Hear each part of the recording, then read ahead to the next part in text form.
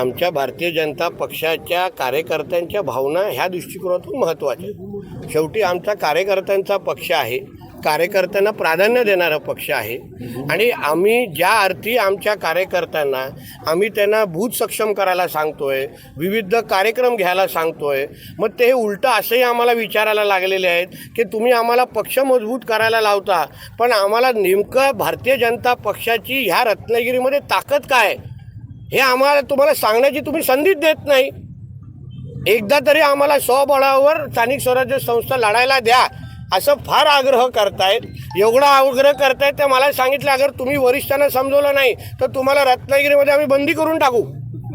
अशा पद्धतीचा आग्रह आमच्या सगळ्या कार्यकर्ते आम्हाला करतायत आता की तुम्ही वरिष्ठांची, प्रदेशाध्यक्ष साहेबांशी बोला, मुख्यमंत्र्यांशी बोला की कधीतरी आम्ही आम्ही काय ताकद उभी केली आहे भारतीय जनता पक्ष म्हणून हे तुम्हाला दाखवण्याची संधी तरी द्या.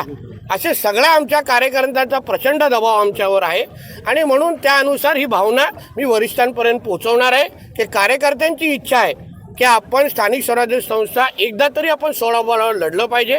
कारण का काय होतं, निधी जेव्हा वाटप होतं तेव्हा आता उदाहरण बघा, तिन्ही आमदारांना 20-20 कोटी दिलेले आहे. भारतीय जनता पक्षाचे आमचे खासदार राणे साहेब 5 कोटी दिलेले आहे.